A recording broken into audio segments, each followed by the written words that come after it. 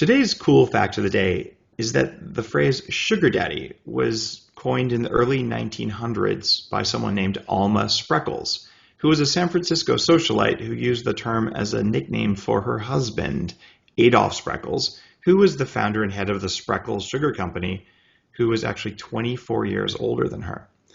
Now, Spreckles is kind of famous because where I went to high school for at least some of the time was a small town in Central California called Manteca. Manteca was supposed to be named anyway, after sweet cream or butter.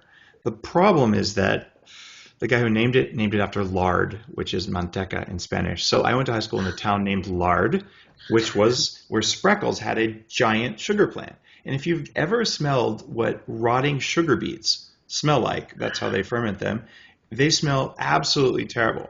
So the local radio station, when I was about 16, had a song based on Funky Cole Medina, the MC. What was that guy's name? Was that MC Hammer? Who sang Funky Cole Medina? Guys, you guys must know. Ooh. Anyway, that's trivia, not the cool fact of the day part. But they took the Funky Cole Medina song, and they did The Aroma from Manstinka. And the line that still sticks in my head, this is what, 30 years later or something, whatever, 25 years later, is "It smells like burning mice." So I went to town in a high school that smelled like burning mice because of a socialite in the early 1900s named Alma Spreckles, who coined the phrase sugar daddy. How's that for a cool fact of the day? Now, if you heard some other voices, or you're watching video and you can see there's two other people on the show, those would be Joy and Jay from JingSlingers. The JingSlingers are master alchemical culinary artisans. And what that means is that they're tonic herbalists and superfood specialists and these really creative LA-based people who make crazy dishes using largely bulletproof ingredients, but also a whole bunch of just amazing herbal tonics that change how you feel and how you perform. They joined me on stage at the David Wolf Conference, where we made some incredible ice cream-like substance and served it to about 1,500 people.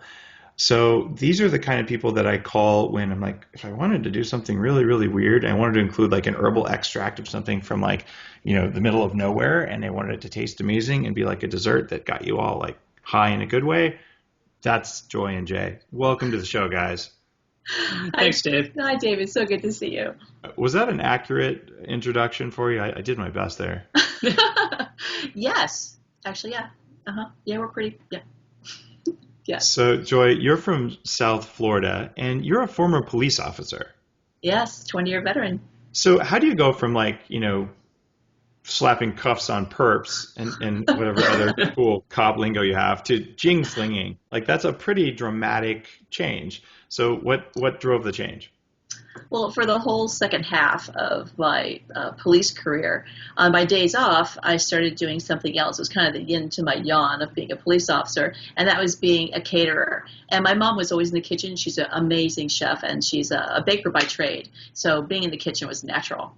And as I learned more about how to do this as a business, kind of a side business, really, word got out, and I was doing it for business openings and weddings and birthdays and just hundreds of different events. Some events as big as, well, the Silver Lakes Winter Festival, which brought about 3,000 people. Wow!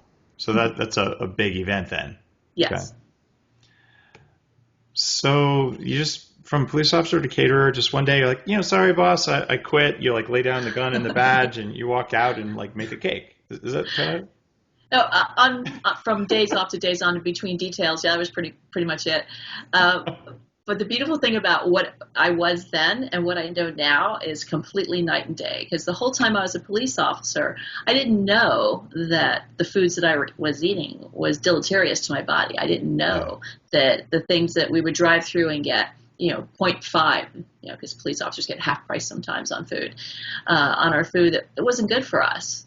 Yeah. So by the time I was towards the latter part of my career, I had started to gain a tremendous amount of weight and found myself feeling old and tired and achy and not so well. And that's when I kind of started on my journey to be able to find out how to reboot the meat suit. So when you felt old and tired and cranky, I mean, doesn't that also like affect the way you interact with other people?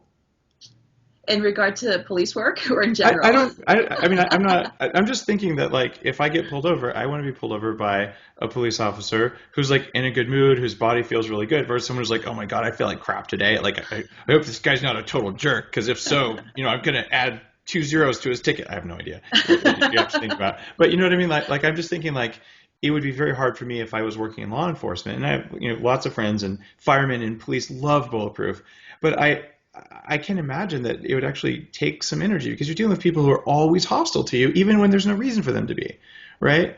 Like maybe not always, but a large percentage of people are feeling threatened when, like, it's not necessary. So there's a toll, and that would require more from you mentally and emotionally than from the average person. And yet, if you're eating garbage all the time, it would just, I don't think I could handle it unless I ate really well. On an emotional level and on a professional level, you sort of you literally go into your training. So no matter how much of a jackwagon somebody's being to you when you're trying to write a ticket or do whatever what your job is, you become the center. You become the calm in the center of the storm.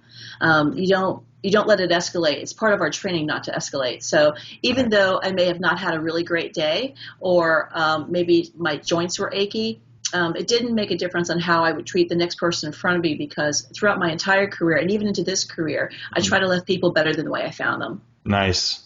And that's a beautiful way of putting it. I got pulled over outside Palm Springs a little while ago. Is this all going to be cop talk? Totally. We're going to do cop talk. This is the last one I'm going to mention, but I'm telling you, there's a ton of police officers listening to the show right now. Like, there always are. Love them, my brothers and sisters in blue. Exactly. And I got pulled over on some stretch, whatever, and I think I was going like 7 miles over the speed limit. And the reason I bring this up is that I had just finished Alberto Villoldo's training, literally 2 hours before that. Alberto Villoldo is a shaman, so I spent a week like in weird meditative kind of spaces, and I was in a very peaceful state. So at the end, when he writes me the ticket, he reaches into the car and he shakes my hand and he goes, "You're a very nice man." And I'm like, all right, I win. Like, I don't care that I got a ticket. So that was cool. Like, that's how you should be when you interact with law enforcement, because not only is it in your own best interest to be that way, but then like it just like pays it forward. So that's the last cop comment that I'll make for at least 2 minutes. The only thing I'll add to that is there's a great deal of power in being able to do random acts of kindness for people, because it wasn't all about just the bad guys and putting people in jail, although certainly that was part of the job. And I handled sex crimes and child abuse and all sorts of other than nice things. Plus I was a canine handler, so we got to see a lot of fun things. You're interesting. Wow. But some of the things I loved most is the camaraderie between the people I worked with, who are literally, it's a calling, it's not just a job. And secondly was the people that we met and the people we came upon, because believe it or not, and most people might disagree with this, most people are really good. Like there's not, the lion's share of people are not bad guys. Like people, especially when it comes down to it, like after hurricanes and so forth, you got to see people's hearts. Yeah. And that's when people got to be, It is a service profession at the end of the day. It is. Now, that's very different from Jay. And Jay, you were a professional stripper for a number of years, right? Yeah, many, many years, yeah. This is not true. I'm just trying to embarrass you. Jay, you do hail from Massachusetts, though. What's your story? How did you get to be some guy who's made 50,000 customized elixirs? Like, you are seriously like the most experienced. You're not a mixologist because you're not a bartender, but if there was a healthy equivalent of a bartender, you may be the most experienced guy I know in that whole world. So how'd you get to be that way? JingMaster. Yeah. Well, I grew up in a small town in Massachusetts, and both my parents are really excellent cooks. My dad's actually a chef. And when I was in my early 20s, when I was going to school in Boston, I started getting heart palpitations kind of out of the blue. And I didn't really know what to think of it, and I actually got a referral to one of the top cardiologists in the city of Boston. And I went to him, and he basically couldn't tell me anything. He's pretty much said, I can try you on some medication if you want. It's probably hereditary, and that was about it. So that was a bit of a awakening to me, because, growing up, you have this idea of doctors and professionals in the health world, and you really think that, well, they know everything, or at least that can be the concept. A little bit after that, my dad came down with prostate cancer, and they took it out, they operated, and he was fine after that. But those two things kind of led me into, a year or two later, I was staying at a yoga ashram up in Canada for a few months. I was doing a work study program up there. And there was a psychologist from Germany there who was really into cleansing and raw foods and doing liver flushes and all this stuff. This was Gerson, I'm guessing, if it was German or something else. He wasn't. No, I mean, he was really into just like he was really into the raw food lifestyle, okay, but also doing like Bernard Jensen cleansing, colon cleansing, and stuff like that. David Jubb liver flushes, stuff like that. So just in like a couple conversations with him, it turned into an instant passion, and I was really into the raw food stuff for a while, and that lasted about as long as it took for winter to hit when I was in Massachusetts, because I didn't know it at the time, but I'm somebody with a cold constitution, living in a cold environment at cold time of year, eating a cold diet, and that leads to imbalance. That just doesn't work. How was that balance? How did that display for you? Like, how did it feel to be imbalanced?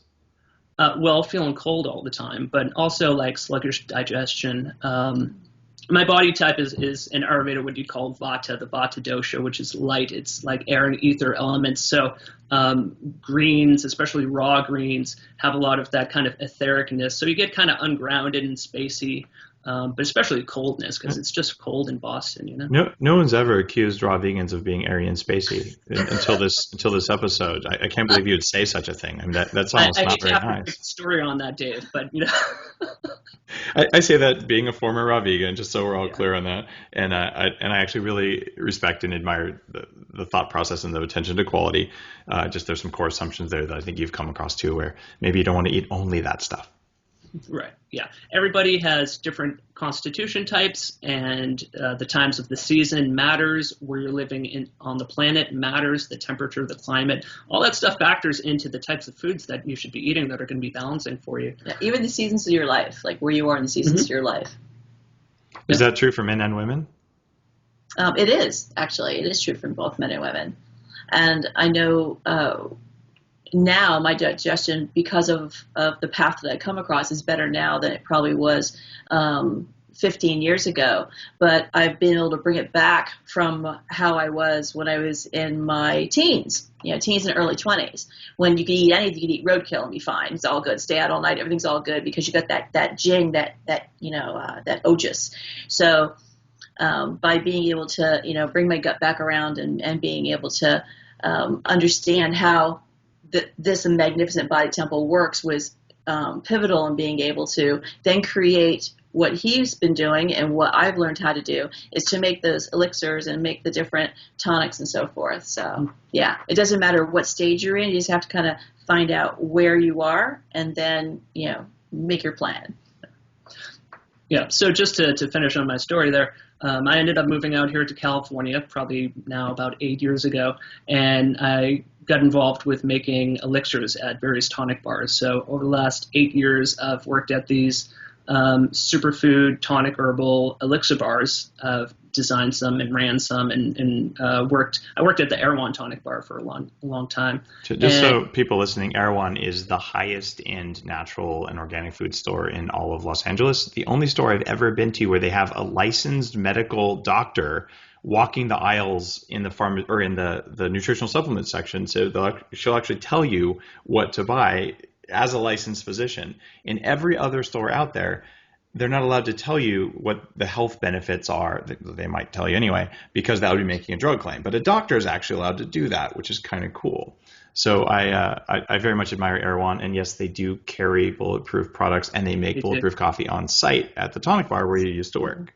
Right. Yes. So with the tonic bar, you're combining superfoods from around the world and then tonic herbs from around the world, and you're creating hot drinks like bulletproof coffee. You're creating superfood smoothies and also even superfood ice creams on the spot, to order, customized for the individual, depending upon how they're doing, what kind of day they're having, et cetera, et cetera. And that's not true of all elixir bars. That's really particular to Air One, and that's something I found out coming out here from Florida. You go to other elixir bars, and no one's pounding ice cream. That really originated right there at Air One on Beverly Boulevard with Truth Calkins and Sarah and Jay. And after Truth left, and Jay was actually the head senior herbalist until he just retired. Yeah, just recently. Retired? Wow. To focus on JingSlingers stuff. Yeah. All right. That's well, I didn't know that. Well, I'm sure that everyone's sad to see you go, because you really do have a ton of knowledge there. Yeah, I have my 10,000 hours of slinging Jing behind a tonic bar behind me. Yeah. So we helped and trained a lot of people. You've got your neurons trained to sling Jing. Yes. Yes. I can tell you, Andy Nilo, another friend, podcast guest, and the guy who we just helped him launch Alatura, the new facial mask stuff, which you guys are, I think, intimately familiar with as well.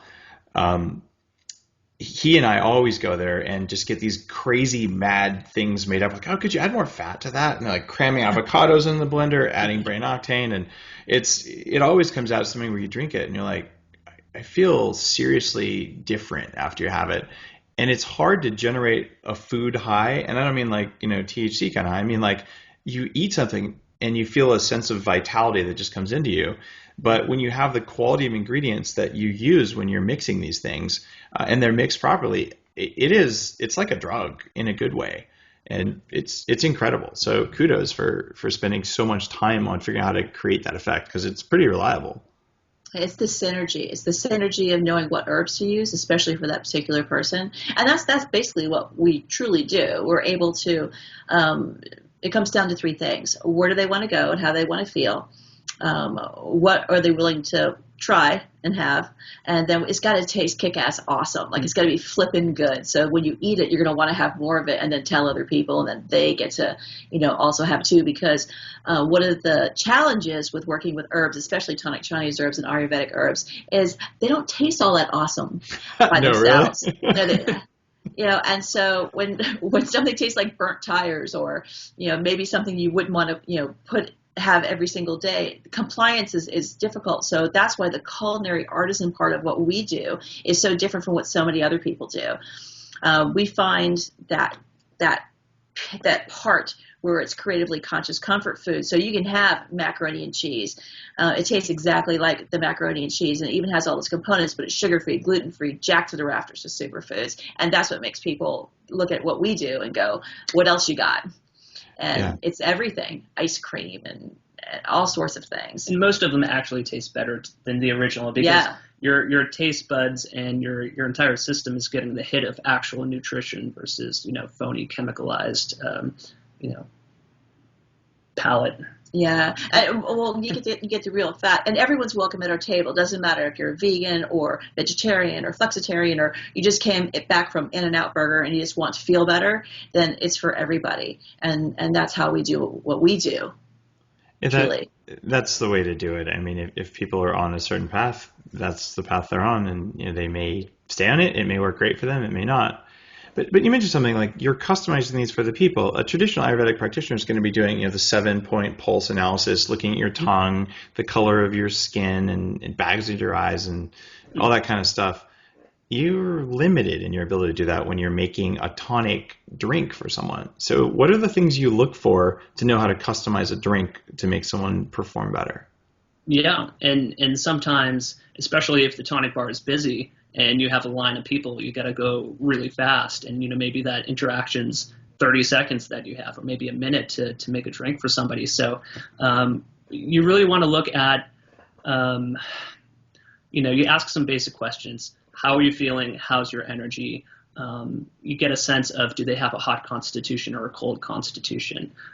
Things like that. And then you ask them really where they're going that day, and that's going to depend if it's morning, noon, if it's night, are you winding down for the evening? Are you going to be going out? Are you going to be partying all night long? Right. Things like that. You get a sense of how their day is going to be and what they really need. So maybe they just ate and they just need something light, but something with, a little bit of energy. Maybe they haven't eaten and they want something that's like a meal replacement. So something with a lot of calories that's going to keep them going for like the next 6 hours. So, basic things like that. You don't necessarily have to really get in depth, and give them a whole, I wouldn't say prescription, but just, a whole array of different tonic herbs that they can take. But, the thing with tonic herbs too, when we talk about tonic herbs, we're talking about herbs that are gentle, that you can take every day.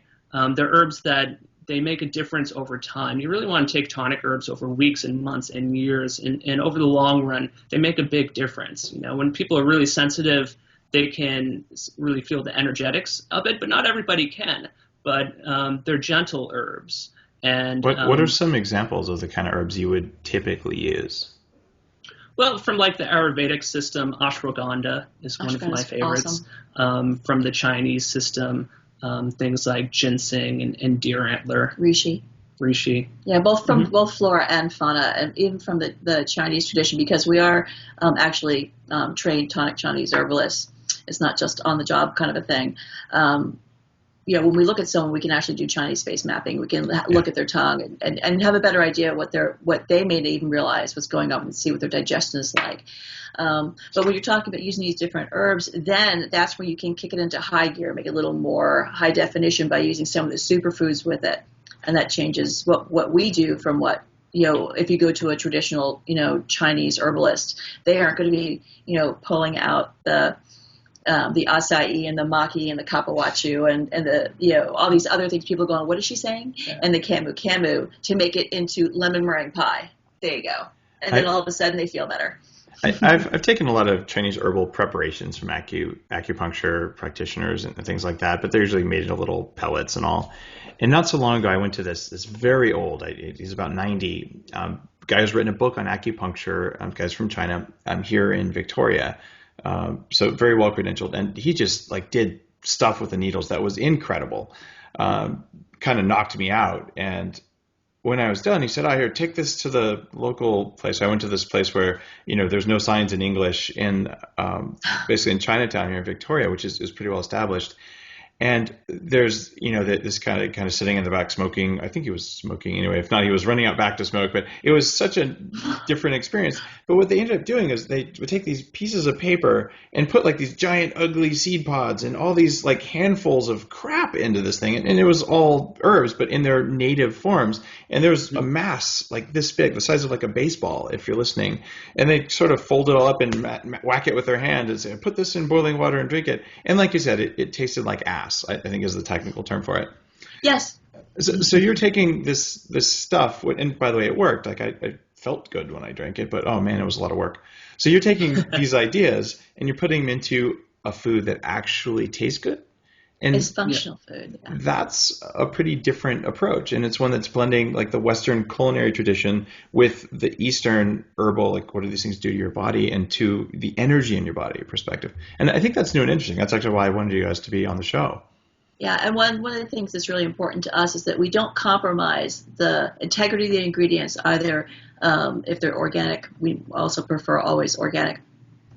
But we don't compromise the flavor or the culinary part of this for the efficacy of it. So we've learned which superfoods and which herbs work really good together, which makes it taste like salted caramel, which makes it taste and still have the effect that you're looking for. And that what you were talking about when they put it all together and they put it in a little mesh bag and then you take it home and you make it and what have you. And if you can see behind us, the siphon. See the siphon behind us? Yeah, and that's usually what you put it in, or a regular teapot to do just that with the full herbs, with the whole herbs. And we work mostly with powders, and we love using powders because when we do our consults with clients, it has to be simple. So we use the highest form and the highest grade things. And I love you. Thank you so much for really good vanilla powder, amazing chocolate powder, and that collagen hydroslate from Bulletproof. Amazing. It's a really nice bridge for people who are either vegan and going into vegetarianism, going to maybe into something else, or just vegetarians that are okay with having collagen, and they just light right up.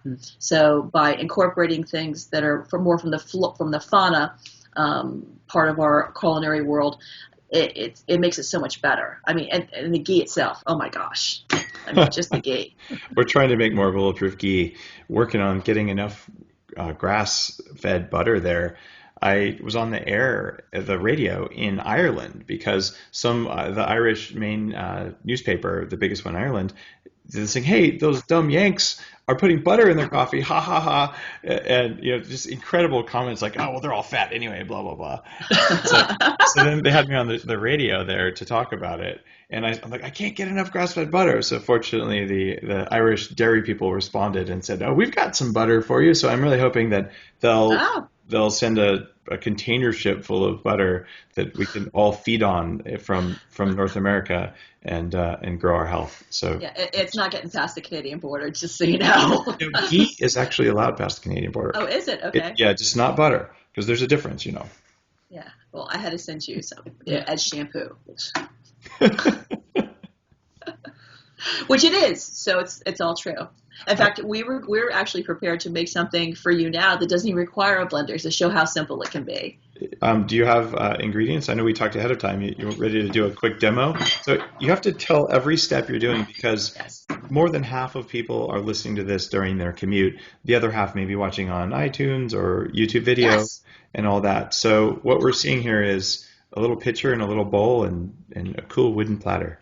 Yes, and what we have in here, and this is our brilliant brain beaming beauty and just banish the body aches.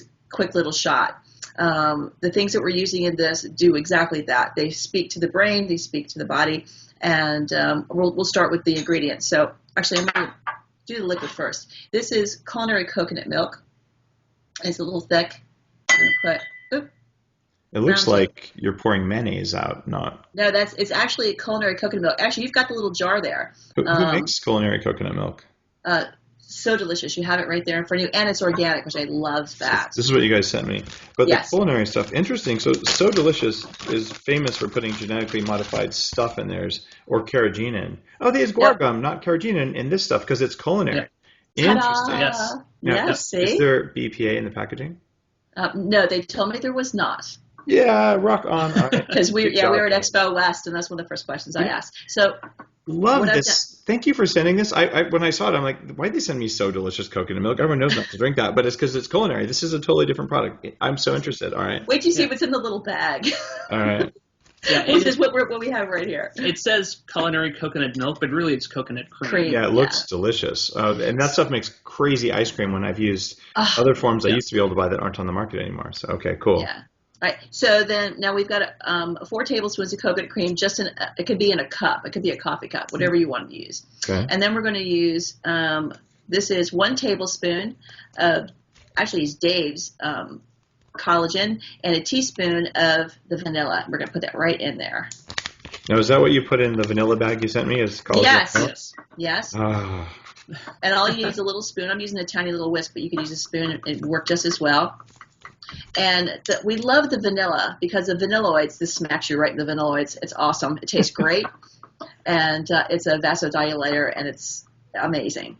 So can you talk a bit more about vanilla as an herb, rather like not a flavoring herb, but as its effects on the body? Because so few people know that vanilla started out as a medicinal herb from the medicine side of things and became a flavoring herb. So what are the effects on the body of vanilla that no one knows about? And it comes from an orchid, the vanilla beans, and yours has a really nice 3 or 4 different types of flavors that are undertones that I really love, like that cherry wood sort of flavor to it.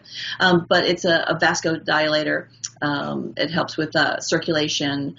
It's good for warm hands and feet. Yeah, it's a major aphrodisiac too. Yes. Really, that was how it came into fame in herbalism. Was it's used as an aphrodisiac. Yes. So hence smacking you in the vanilloids. Yeah, so it's good for fertility. Yes. And it's great for boosting Jing. Yes. And then in this next little bowl, we have lion's mane, the mycelium. It is a powdered mycelium from lion's mane, which is a medicinal. Actually, it's a tonic mushroom. Mm-hmm. You can actually eat it just as a mushroom, or in this case, it's been freeze-dried and powdered. And there's 2 caps in here, which is about a half a teaspoon. And then we've got pearl powder. And pearl powder, we love the mucopolysaccharides, which makes your skin glow, hence the beauty part of this. We're going to mix that in there. And neither one of those things have a strong taste at all, so you can mix this right in here. And the weird thing about this is it's going to be so blue because now we're putting in, this is two of our favorite things. This is a spirulina powder extract that is called Blue Magic. E3 Live actually makes it. And this is Brain On.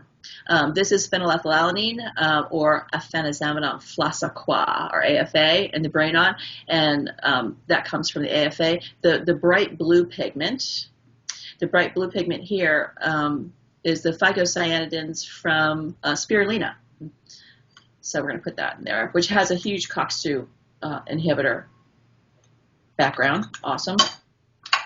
And so this whole shot is designed for helping to lower inflammation, helping to activate neurotransmitters. The lion's mane is famous for having compounds in it that can cross the blood-brain barrier and actually help to create nerve growth factor proteins. So it's very tonifying for the entire nervous system. Right. In America, it became a little more well-known in 1986. The Nobel Prize was given to two scientists who were talking about nerve growth factor, and that was lion's mane that they were using. So lion's mane is a really nice thing when we have people who have issues with not just memory, although it's wonderful for memory, but Parkinson's and things like that. It helps to get rid of amyloid plaque as well as build myelin sheath.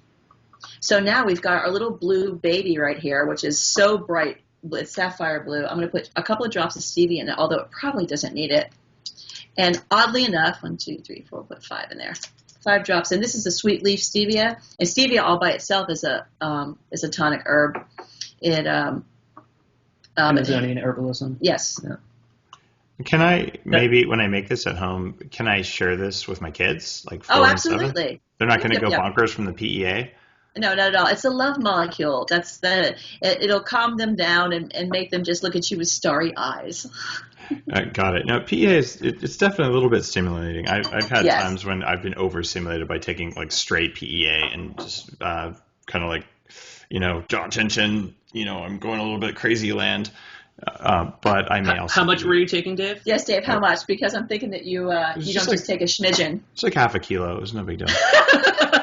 No, it was, I don't remember. It was a normal capsule, whatever they sell it in, but it was probably at least 100 milligrams, I guess. Yeah. With superfoods, you always want to start kids out slow because obviously they're much more sensitive and they already have lots of energy. And they're usually cleaner. They don't have all the detoxification problems that as we get older and we get a little more, have a little bit more toxins going on. So there's our 2 shots. My kids are pretty darn clean. I'm pretty sure. I've done everything humanly possible, and I know more than the average bear. So let's hope that they're doing well. I certainly think so. Yes. So you put more culinary cream on top, and what we have now is this incredible bright blue thing with a dollop of white on top. Yes. So for the folks at home, I'm doing a close-up here. Now, this is a relatively simple thing. Your carrier molecule here your carrier substance is really culinary coconut milk, which has about 6% of the same fat that's in brain octane oil, and you're getting some of the lauric acid and the other benefits of coconut oil in it. Oh, you know what I forgot? I'm going to interrupt you. I was supposed to put 2 tablespoons of brain octane oil in that. Oh, you didn't add it? I didn't add it. I can put it on top. I can do a floater. No problem. Really? Sure. There's no need to do that. But No, it's actually part of the recipe. It is, okay. And by the way, I guess we'll post the recipe with the blog post. We didn't plan this ahead of time, but I find I do when I'm using coconut milk, I blend brain octane in because coconut oil and coconut milk, they're full of really good fats. It's just not possible to eat enough of it to get the very short chain, medium chain fats. So if you're trying to just change the ratios, not eliminate lauric acid, but just get less compared to the C8, I notice a difference in how I feel and perform, and like lots of other people do too. So you do the same technique, all right? Yeah, and this little nootropic stack helps, again, with brain when people are getting ready to go into an interview. And of course, we work with a lot of celebrities that want to remember lines. This is a favorite. And the anti-inflammatory part of this, the COX-2s, because everyone's burning the candle at both ends. They're working out hard. They're with their personal trainer to keep all their joints and everything nice and to put out that inflammation. So now you're seeing them taste it, and obviously they're enjoying it. Now, Tastes like chocolate. I have to ask.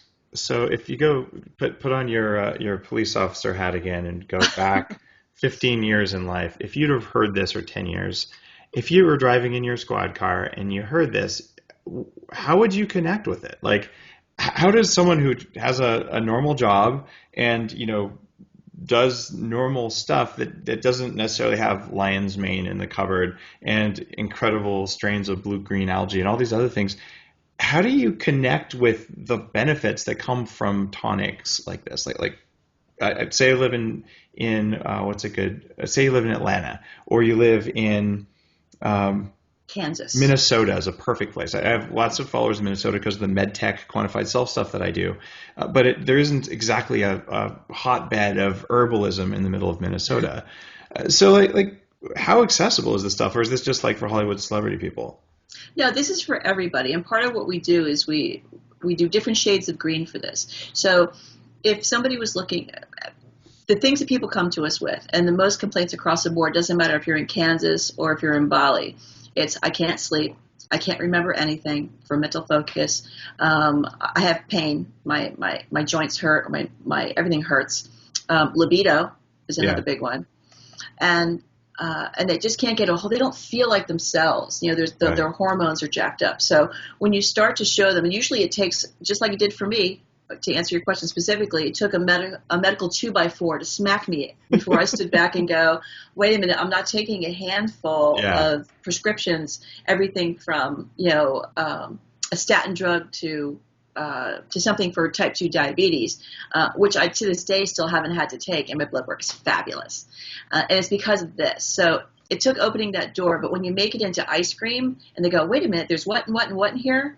And then you show them they can get it online, and then we make it simple. What we do is we reduce it to the point where it makes it simple for people to be able to do that. I understand this is blue. Got to get past the blue, but I love that it's blue.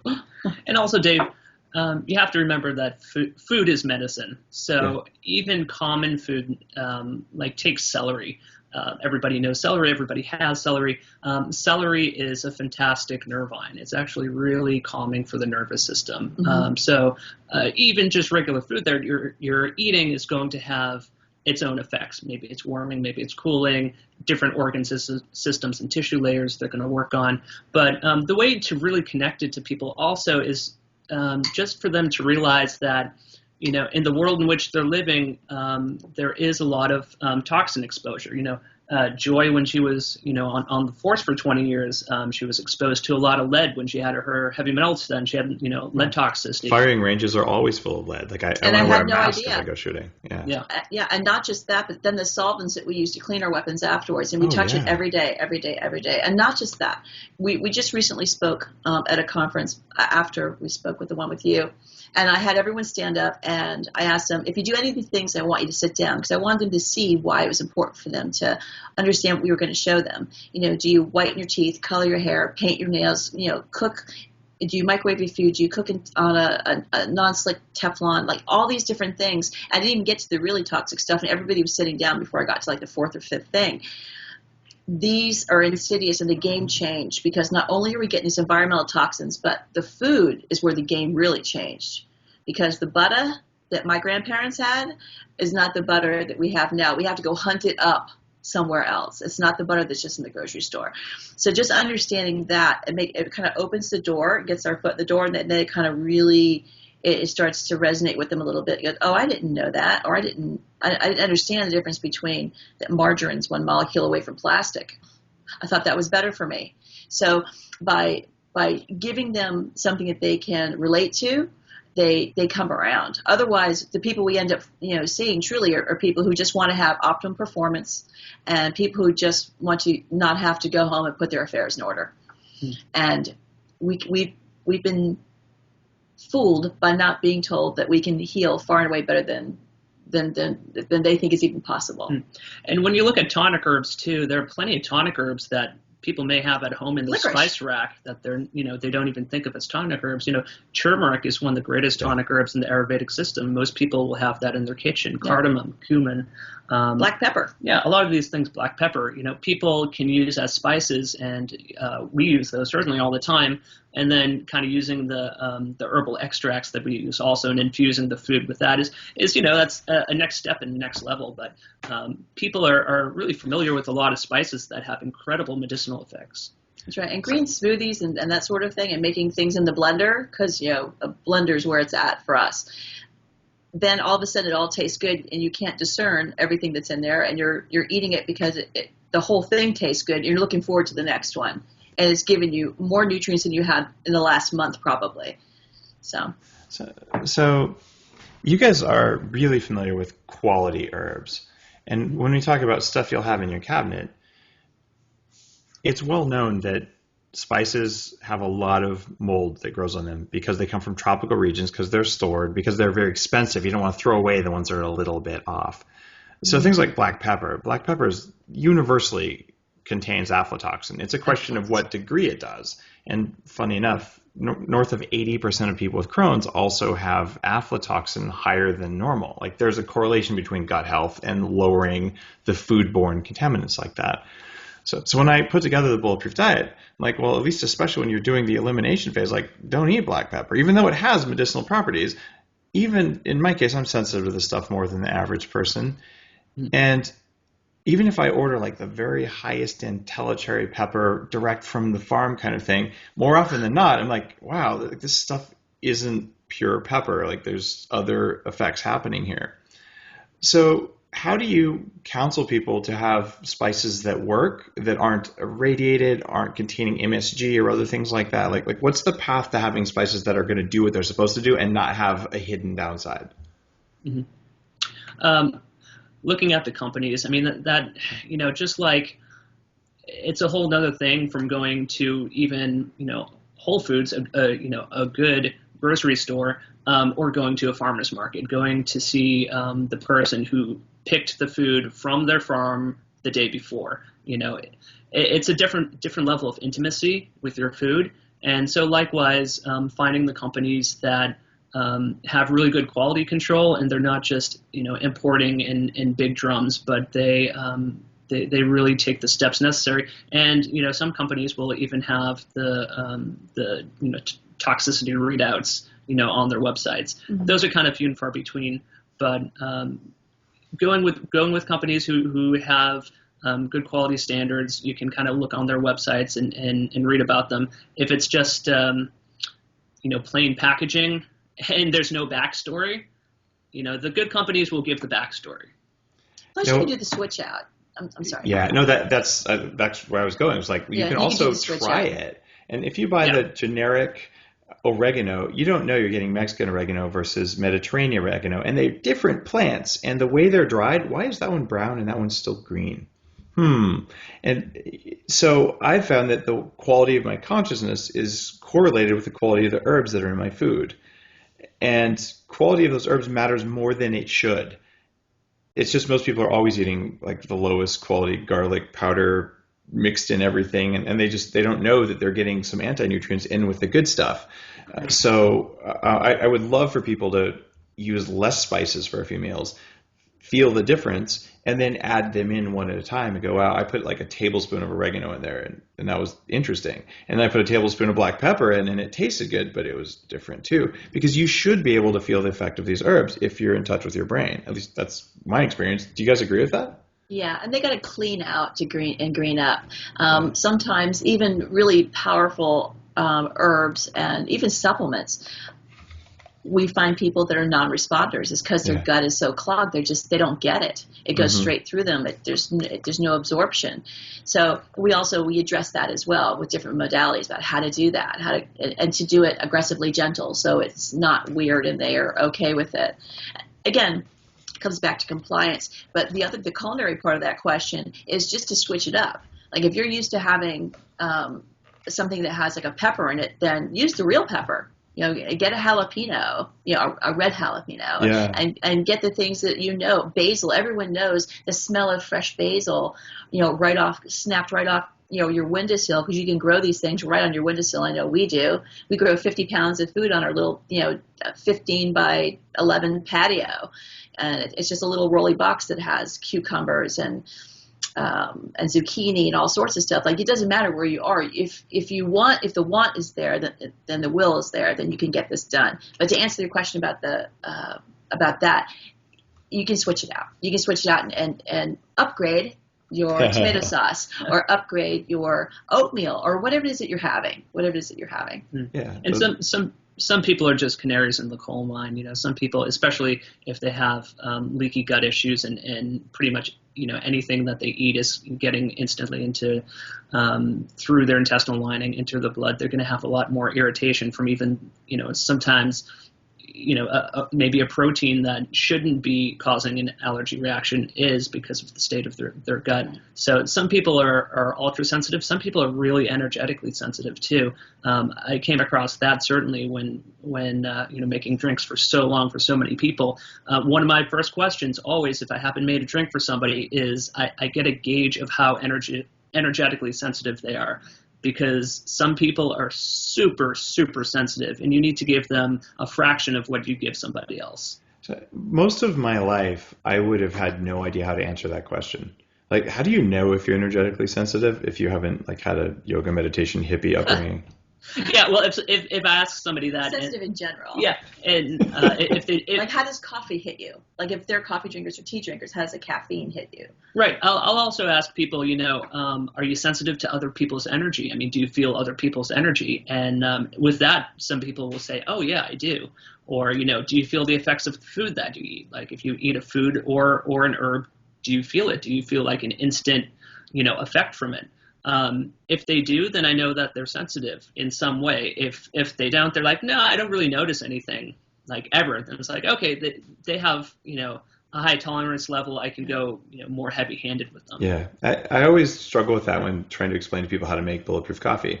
A lot of people, once they've done it a couple times, like a couple tablespoons of brain octane, a couple tablespoons of butter in, 2 good sized cups of coffee, that's about right. But for some people, a teaspoon of brain octane just launches them into orbit, and they're like, "Oh my god, I feel so good." Wait, no, I feel tense, and you're like, "It was so little." But it varies. So, we keep telling people, start slow and see how you do. But one of the reporters for Yahoo News, Virginia, she's like, "Dave, I did a third of a cup of brain octane the first time," and she had a very she had a very uncomfortable first experience. Yes. That would be Disaster Pants 101 training right there. But it happens. It's because we are different. So I appreciate you bringing that up. Yeah, and we do have people, especially if we know, we can tell or see by their symptoms or what we could just see in them that they have candida issues. Because the wonderful thing about the brain octane oil is it's kryptonite to candida, and it's awesome. And so we start with a quarter teaspoon, and then we get the texts and the phone calls going, I know where my keys are. I'm feeling good. I feel like I'm myself again. And that's just from mixing it in just some coconut milk without the coffee. Yeah. And then if they want to do coffee, or if they wish to do something else, and we show them a whole different way of using it. But yeah, you've got to find people where they are, see where they want to go, and then see what they're willing to do to get there. And that's kind of like what we do, because it's for us, it's our mainstay and the crown jewel of what we do is the food and the tonics and the ice creams, the cleverly creative food that we make. We also want to be able to show people how to do it themselves and be their own guru, because when you're sitting down, you've got 4 kids to feed, and you've got to be able to afford all that. We also try to show them how to do it so it's affordable. Yeah. So how do you make that happen? And later on in the website, when they come visit our website, there's spaces for that where you can find out, how do I afford to be able to do this and get the benefit of it. So that's also part of what we do. Speaking of websites, what is your website? How can people learn more about your work? It is www.JingSlingers, JingSlingers.com, JingSlingers.com. And it's being revamped right now. Actually, no, by the time this airs, the complete reboot should be done. Yeah. So there is a warning here for you. Website redesigns are never finished. It's an ongoing process. We're still working on our redesign. Have been since it was launched, but it's always good to continuously upgrade. We'll put it that way.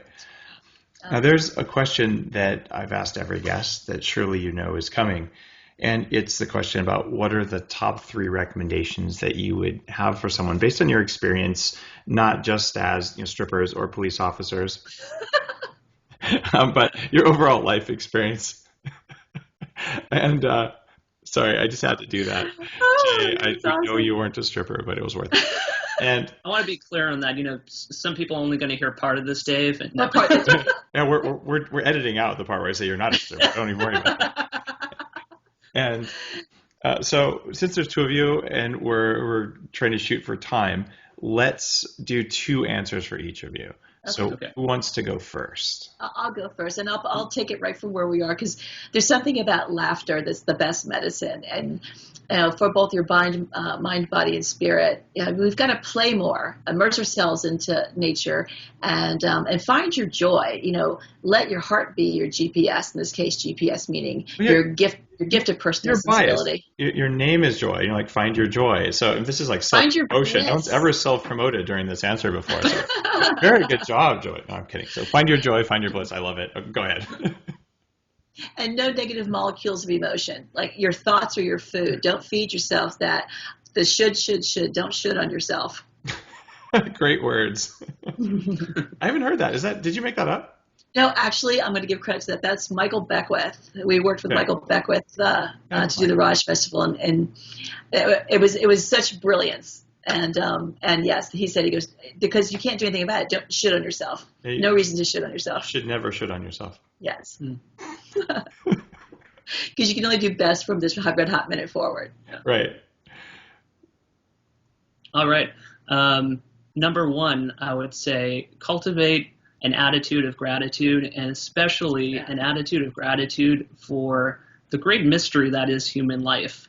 We're upright walking, ape-like creatures. We have incredibly advanced nervous system whose potential nobody really knows. We have created all kinds of amazing technology. We can do Kundalini yoga. We have opposable thumbs. And how we really got to be this way, this red hot minute, really is a great mystery. And getting more in touch with that is how you get more in touch with your playful side and, really the state that you were in when you first came to this planet when you were a kid. Number 2, I'm actually going to make a book recommendation. My mom is a librarian. My dad worked in printing for years, so books are kind of in my DNA. So I'm going to recommend to everybody the book Mastery by Robert Greene. It's a fantastic book. And, for kicking ass in life, you really got to know how to master that thing that you love, whether that's a skill or a profession, whatever that is. And that book is absolutely required reading for any biohackers looking to kick ass in life. In fact, Robert and I have been emailing, so he's in the queue somewhere to come up on the show. I mean, his other books, 48 Laws of Power. Some of my career advances happened because I'm like, oh, look, someone's using those rules against me. So I've got a huge amount of respect for his work as well. So I'm happy that you brought that up. I'm equally happy, Jay, that you didn't bring up easy 1 minute stripping, because I know that was one of the books you were thinking about. That was actually number 3. That's a video series. We had time for That's 3. A video that was series, going to be number 3. And it's all done with vegetables. I know that for the next year you're going to be living this down, which is really funny. So just make a hula skirt out of banana peels and you'll be fine.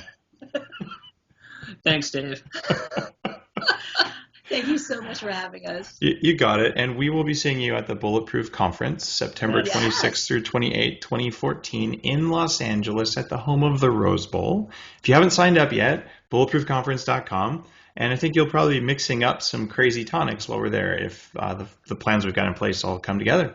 Yes, we'll be slinging some Jing for your bulletproof guests. It'll be awesome. Yeah, I'm really excited about that. So if you haven't already signed up for the conference, there are still a few early bird tickets available, at least as of the time we're recording this. They may get sold very soon. So check it out. It is going to be a pretty amazing 3 days. You're going to get to spend time with some really advanced biohackers. You're going to get to hear Stephen Kotler talk about how to be in a flow state, and we're going to have actual equipment that you haven't seen before. We're wiring you up to things and basically scaring the living crap out of you so we can create the neurotransmitters that are required for you to enter that flow state and feel what it's like, and then we'll get your data while you're doing it. So you're going to get hands-on biohacking, not just a bunch of boring lectures, where you're actually going to feel and see and experience the biohacking stuff, including how a custom crafted tonic can actually make you feel. And the people on the show today are going to be bringing that to you. So Joy J from JingSlingers, thanks for coming on today. Thanks, Dave. We can't wait for the conference. That's right. Big love to you, my big brother. Awesome. Awesome. Bye. Bye. I'm a Bulletproof Babe. And we totally didn't. You need that T-shirt. You need the Bulletproof Babe T-shirt. Oh my God, I'm taking a note on marketing. I'm taking a note on that one. Thank you. So people really should know that, like, we don't sit ahead of time going, "Ooh, let's talk about each other's products." No.